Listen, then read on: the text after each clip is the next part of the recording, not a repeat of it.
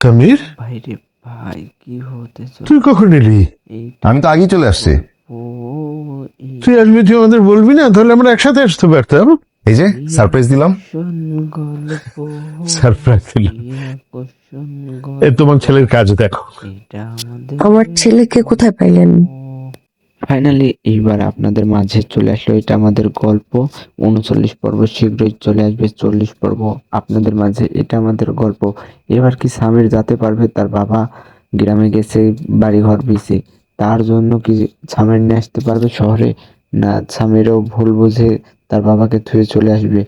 এবার সামির কি বুঝতে পারবে তার বাবাকে? অসহায় একটা বাবা, তার আর্তনাদ কেউ শুনতে পায় না, তার বাবাকে আনতে পারবে? দেখা যাবে মেহেরিন কি করে তার সাথে। এবার কি দেখবো? এবার ফারাদ পারবে না সামির পারবে? এই দুজনের সাথে কি আকর্ষণ হতে চলেছে সবচেয়ে দুর্দান্ত দুই ভাইয়ের যা আকর্ষণ নাটক। এক ভাই সবাইকে শত্রু বানিয়ে চলে গেল, আর এক ভাই প্রিয় মাঝে থেকে ভালোবাসা পাইল না, সারা জীবন কষ্ট করে গেল ফারাদ। ফারাদ এমন কিছু করলো যে সামিরের সারা জীবন দুঃখের কন্যা।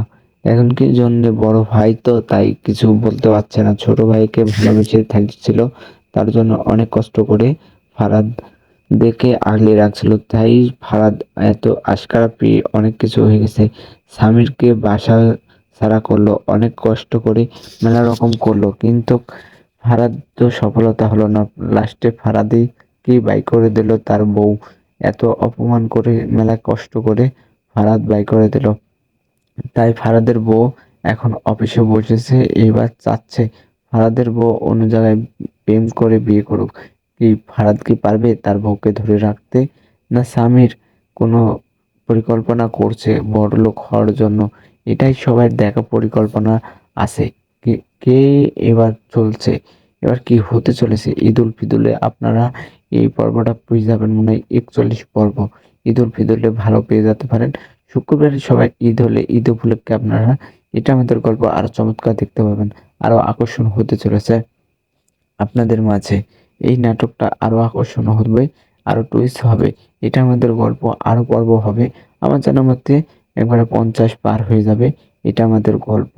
যেরকম মনে হয় সামিরের হাত থেকে গ্লাস পড়ে গেল, সামিরের কে বলছে, সামিরের বউ মানে মেহেরিন অনেক কষ্ট করে বলতেছে, এ তো ভালো লক্ষণ না। বাসার লোকে কি ঠিক আছে না একটু খোঁজ নিয়ে দেখো তো। তুমি একবার ফোন দাও, ফোন দিয়ে জিজ্ঞাসা করে দেখো বাসার লোকে কি ভালো আছে নাকি। মেহেরিন খুব ভালোবাসে তার স্বামীর মা বাবাকে, এত ভালোবাসে যে শ্বশুর শাশুড়িকে নিজের বাবা মায়ের মতন ভালোবাসে। যতই অপমান করুক, যতই যা বলুক, নিজের শাশুড়ি তো এই জন্য অনেক মায়া থাকে।